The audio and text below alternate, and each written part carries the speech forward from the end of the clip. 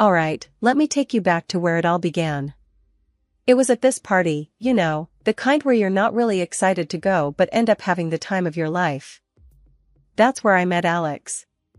Our friends, who were hosting, had been trying to set us up for ages. They said we'd hit it off, and damn, were they right.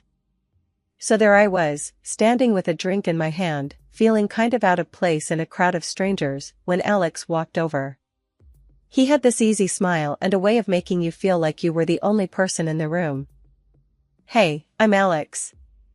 You must be the famous Sarah I've heard so much about," he said, extending his hand with a cheeky grin. I remember laughing, the ice in my drink clinking as I shook his hand. "Famous? I think you've been fed some tall tales." "Nah," he chuckled. "Just that you're supposed to be the life of the party." "Well, let's not let the rumors down," I replied, and from that moment, we just clicked. We talked about everything and nothing, from our favorite movies to the most embarrassing things we'd ever done. It felt like talking to an old friend, someone I could be myself with without any pretense.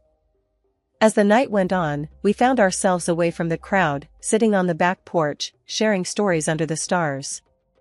It was one of those conversations that felt like it could go on forever. "You know, my friends thought this would be a good setup, but I think they underestimated how much we'd actually get along," Alex said, looking genuinely surprised. I smirked, taking a sip of my drink. "Yeah, I was ready to bail the minute I got here. Glad I didn't." "That makes two of us," he replied, his eyes locking with mine in a way that made my heart skip a beat. Just then, some drunk guy stumbled out onto the porch, breaking the moment. "Hey, you two gonna make out or what?" he slurred, causing both of us to burst out laughing. "Get lost, man," Alex said, not missing a beat, but the guy just wandered off, leaving us in stitches. The night ended with Alex asking for my number. "So, Sarah, can I text you sometime? Maybe continue this conversation without the drunk party crashers?" I grinned, feeling that flutter in my stomach again. "I'd like that," I said, and gave him my number. Walking home that night, I couldn't stop smiling. I had a feeling that this was the start of something special. Little did I know how right I was, and just how much of a roller coaster was waiting for us down the line. The day Alex and I decided to meet his parents, my stomach was in knots. I knew they were well off, living in a world that seemed miles away from my simple upbringing. Alex tried to ease my worries on the drive over, his hand finding mine as he glanced my way. "They're gonna love you, Sarah. Just be yourself," he reassured, squeezing my hand. "Yeah, if being myself doesn't include being a nervous wreck," I muttered, trying to smile. We pulled up to a house that looked more like something out of a magazine than a place where people actually lived. It was massive, the kind of place with more rooms than you'd know what to do with. As we walked up to the front door, Alex gave me an encouraging nod, and we stepped into the lion's den. His mom, let's call her Elaine, greeted us with a smile that didn't quite reach her eyes. His dad, whom we'll call Richard, was more straightforward, offering a firm handshake that felt more like a test of strength than a greeting. "So, you're the girl Alex has been spending all his time with," Elaine said, leading us into the living room. Her tone was polite, but there was an edge to it that made me brace myself. "Yes, Mrs. Jackson. It's so nice to finally meet you," I said, my voice a bit too high-pitched even to my own ears. "Dinner's ready." "Let's eat," Richard announced, cutting through the awkward pleasantries. Dinner was an exercise in dodging subtly sharp questions and trying to make small talk that felt like pulling teeth. Elaine was particularly skilled at backhanded compliments. "It's so brave of you to pursue a career in web design, especially coming from such a humble background," she said, her eyes scanning me like I was an interesting specimen under a microscope. "Yeah, well, we can't all inherit a business, can we? Gotta work with what we've got," I shot back, a little more defensively than I intended. Alex shot me a look, a mix of admiration and "please let's not start a war at the dinner table." Richard, for the most part, stayed out of the fray, focusing on his food more than the conversation. But when he did chime in, it was with pointed questions about my intentions with Alex. So, Sarah, where do you see yourself in 5 years? Still trying to make it in web design, or have you considered something more stable? I took a deep breath, trying not to let my irritation show. Well, Richard, I'm pretty committed to my goals. Stability is great, but so is following your passion, right? The dinner dragged on, with every course feeling like another round in an invisible boxing match. By the time dessert was served, I was mentally exhausted, running on autopilot. On the drive back, Alex was quiet, a storm brewing in his eyes. I'm sorry about that. They can be a bit intense. I laughed, the tension from dinner finally starting to ebb away. Intense? That's one way to put it. But don't worry, I can handle a little heat. Alex grinned, reaching for my hand again. That's my girl. You know, you really impressed me tonight. Standing your ground like that. Yeah, well, someone's gotta keep your parents on their toes, I joked, feeling the night's stress melt away in the warmth of his smile. Life with Alex was everything I could have hoped for and more. We married surrounded by those who genuinely cared for us, ready to start our new life together. Almost immediately after, we were blessed with the arrival of our son, a bundle of joy who became the center of our world. Yet, despite the happiness our little one brought into our lives, a shadow loomed over our newfound bliss. Alex's parents refused to accept our son as part of the family. They harbored doubts, unfounded and cruel, about the paternity of our child, suggesting he wasn't truly Alex's. One evening, after we'd put our little guy to bed, Alex and I were slumped on the couch, each nursing a cup of tea, when he dropped the bombshell. Sarah, my mom called today, he began, the words heavy. She's insisting on a paternity test.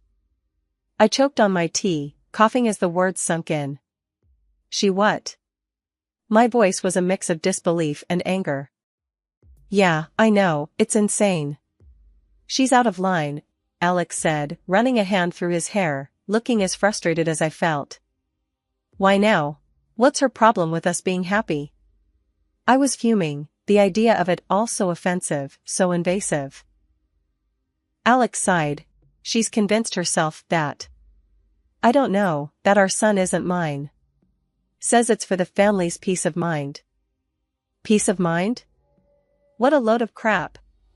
I snapped, my temper flaring. And what did you say to that? I told her she was being ridiculous, that it's an insult to even suggest it. But she's adamant. She's even willing to pay for the test, Alex explained, his tone defeated. I stood up, pacing the room, my mind racing. And if we say no? Then she threatens to cut ties, disown me, or worse, drag us through some legal battle. She's bluffing, I think. But Sarah, I don't want this hanging over our heads. I stopped pacing, looking at him, the anger simmering down to a painful realization. So, we just do it? Prove her wrong and shove it in her face? Alex nodded. Yeah. We do it, not for them, but for us. To end this nonsense. The day of the test, we were a quiet storm of nerves and silent defiance. The clinic was sterile and impersonal, the process clinical and cold. We gave our samples, our little guy oblivious to the tension, babbling happily in my arms. On the ride home, Alex tried to lighten the mood. Imagine the look on her face when the results come in. Congratulations, it's a grandson. I couldn't help but snort, despite the situation. She'll probably accuse the lab of being in on a conspiracy. We laughed, a brief respite from the weight of it all. The wait for the results was agonizing, each day stretching on. When the envelope finally arrived, we sat together, hand in hand, as Alex tore it open. Reading the results, a mix of relief and vindication washed over us. 99.99% Alex was indeed the father. I grabbed the phone, dialing his mother's number, before I could second-guess myself. Mrs. Jackson, you might want to sit down for this. The test results? Alex is the father. Shocking, right? My voice dripped with sarcasm. There was a pause on the line, a moment of silence that spoke volumes.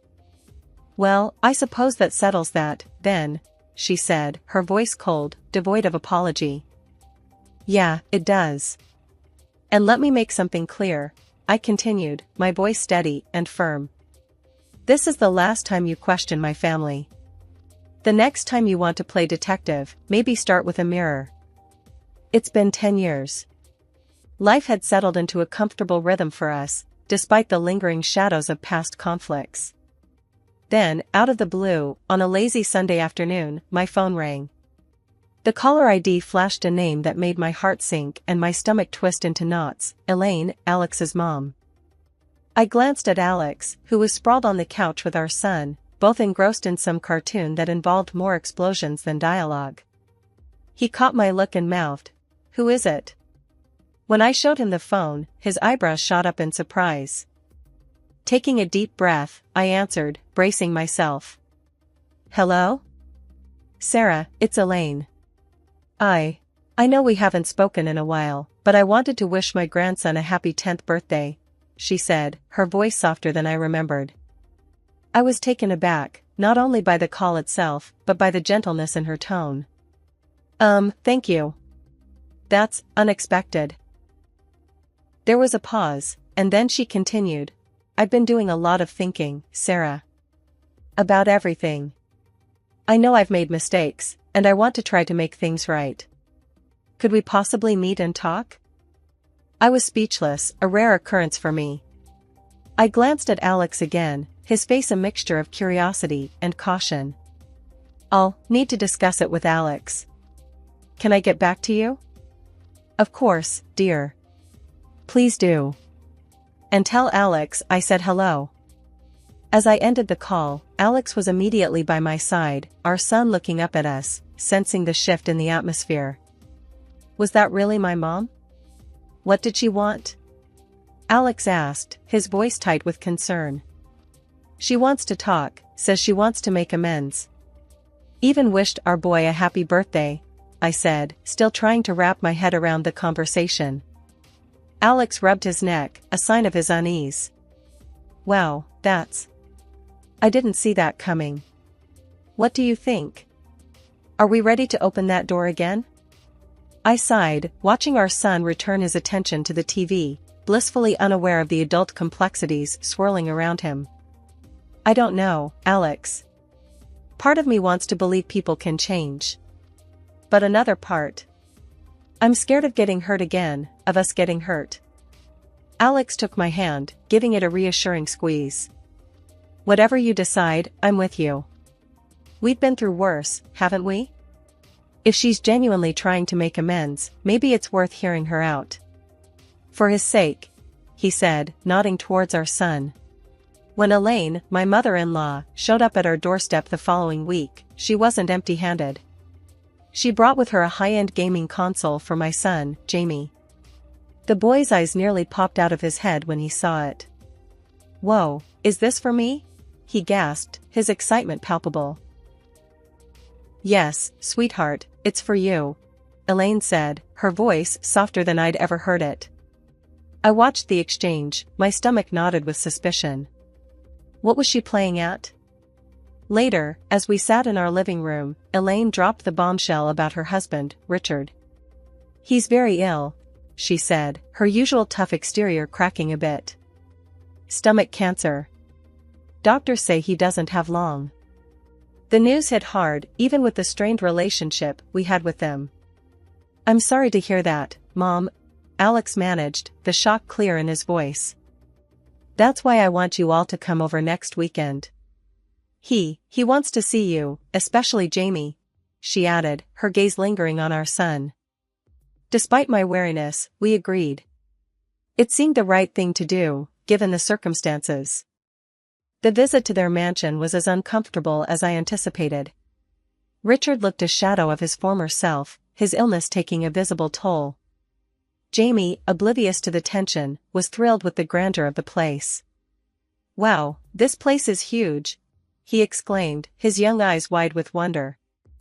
As the evening wore on, Elaine took Alex and me aside for a private talk. What she said next floored me.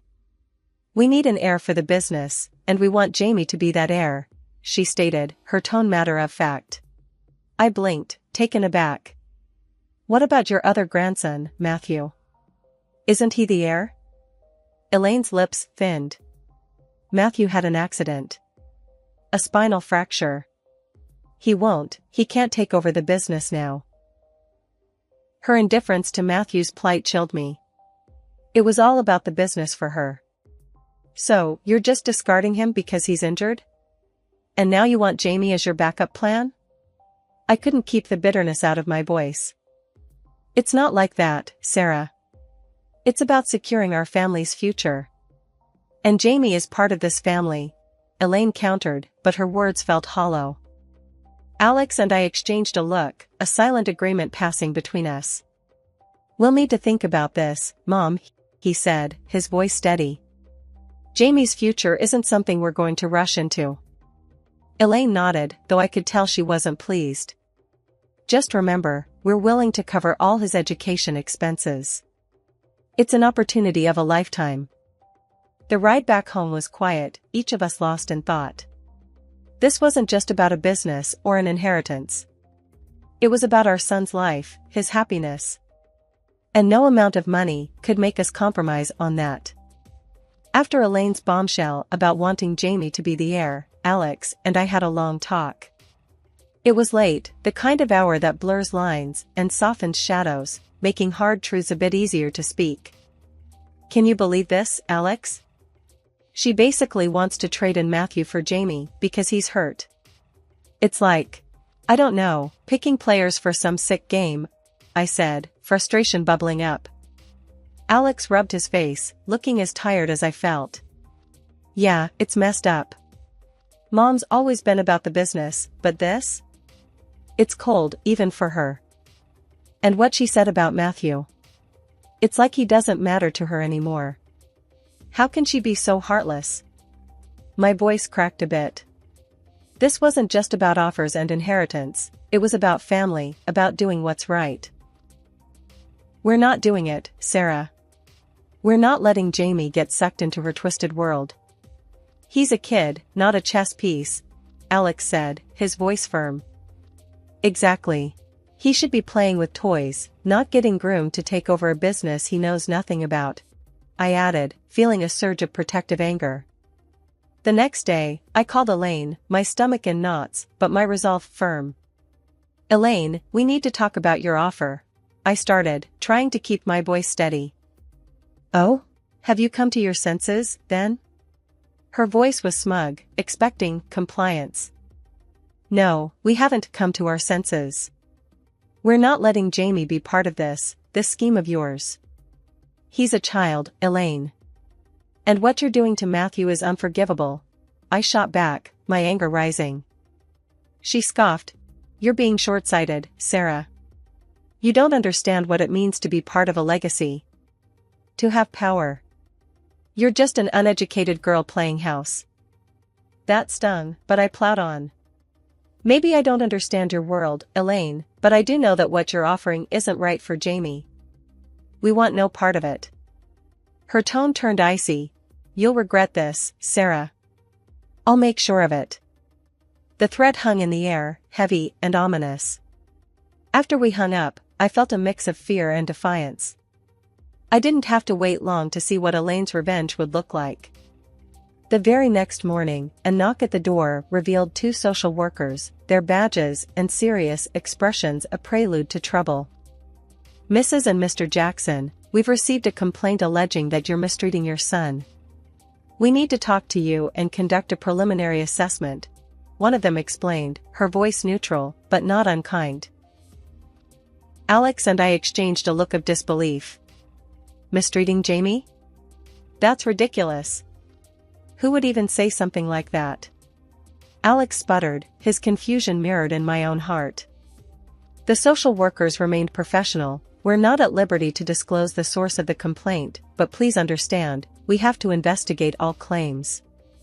They asked to see Jamie, to talk to him, and to inspect our home. It was humiliating, invasive, but we complied, knowing we had nothing to hide. Jamie, bless his heart, was confused but told them how much he loved us, how we played together, and about the new game console Grandma gave him. After their visit, they seemed satisfied that the complaint was baseless but informed us that they would open a case for a standard 60-day review. Once they left, Alex exploded. "My mom has gone too far this time. This is war." I nodded, feeling a mix of dread and determination. Elaine's move was low, even for her. But Alex and I were united, ready to protect Jamie from her manipulations, no matter what it took. A week passed, with an uneasy quiet. Then, as if challenging the peace, the social workers returned, this time with a new claim from Elaine, my mother-in-law. They relayed that there had been a report Jamie was left home alone, a situation we knew never occurred. The accusation was ludicrous, but the implication was severe, and it sent a chill down my spine. After the social workers left, Alex, with a storm brewing in his eyes, called his mother. I could only hear one side of the conversation, but the tension in the room was palpable. "Mom, this has to stop. You're not just crossing lines, you're obliterating them. Why would you say Jamie was left alone?" His voice was a mix of anger and disbelief. The response was a cold laugh that echoed through the speakerphone, sending a shiver down my spine. "Oh, Alex, you really don't know me at all if you think I'll just stand by. Everything will go as I have planned." The following week, our nightmare scenario unfolded. Jamie didn't come home from school. Frantic, we called around, only to discover Elaine had picked him up, claiming she had our permission. My heart stopped. When we finally got Jamie on the phone, his words twisted the knife deeper. "Grandma says I can stay with her. She buys me stuff and lets me do what I want," he said. The realization that Elaine would go to such lengths to manipulate our son, to tear him from us, was a wake-up call. We had tried to handle things calmly, to keep the peace for the sake of family unity, but it was clear that Elaine's motivations were driven by control and spite, not love or concern for Jamie's well-being. With heavy hearts, but a determined resolve, we involved the police, explaining the situation and insisting on our son's return. The legal system, slow but eventually effective, sided with us, recognizing the manipulation and unlawfulness of Elaine's actions. The trial felt like a storm that had raged around us, threatening to pull us under. But when it finally passed, the skies cleared in a way we hadn't expected. Richard's death came as a shock, a somber reminder of how fleeting and fragile life could be. Yet, in his passing, he left behind a message, a final act that would redefine the future of our family. It turned out Richard had made some unexpected decisions regarding his estate. Most of it was left to Alex and me, a gesture that spoke volumes of his silent observations and perhaps his regrets. He also made sure to provide for his eldest grandson's rehabilitation, a sign of love for his grandchild despite everything. Elaine was left with just a small monthly allowance, a decision that, no doubt, came as a shock to her. One evening, Alex and I sat down with Jamie, the glow from his nightlight casting soft shadows across his room. It was time to talk about the future, about the choices, and the legacy his grandparents had left behind. "Jamie, you know how Grandpa Richard left us some money, right?" Alex started, his voice gentle, but serious. "Yeah, Dad. Does that mean I can get more video games?" Jamie's innocent question brought a smile to my face, a brief moment of lightness in the gravity of our conversation. "It means a lot more than that, Bud," I chimed in, ruffling his hair. "It means you have options for your future. For school, for what you want to be when you grow up." Jamie looked between us, his young mind trying to grasp the weight of our words. "But I don't know what I want to be yet." "Is that okay?" "Absolutely," Alex assured him. "The most important thing is that you get to choose, to find what makes you happy. And we'll be here to support you, no matter what." "And what about Grandma Elaine?" Jamie's question hung in the air, a reminder of the wound still healing. "We'll deal with that as it comes. But for now, let's focus on us, on our family," I said, hoping to ease his concerns. The days that followed were filled with discussions about trusts, scholarships, and savings for Jamie's education. We wanted to ensure that whatever he decided to pursue, the resources would be there to support him. It wasn't just about securing his future financially, it was about giving him the freedom to dream, to explore, and to become whoever he wanted to be. As for Elaine, the relationship remained strained, a bridge partially burned by past actions. Yet, we held out hope that time might bring healing, might soften the sharp edges of conflict and misunderstanding. For Jamie's sake, we remained open to reconciliation, to finding a way forward that could include her, albeit with boundaries firmly in place.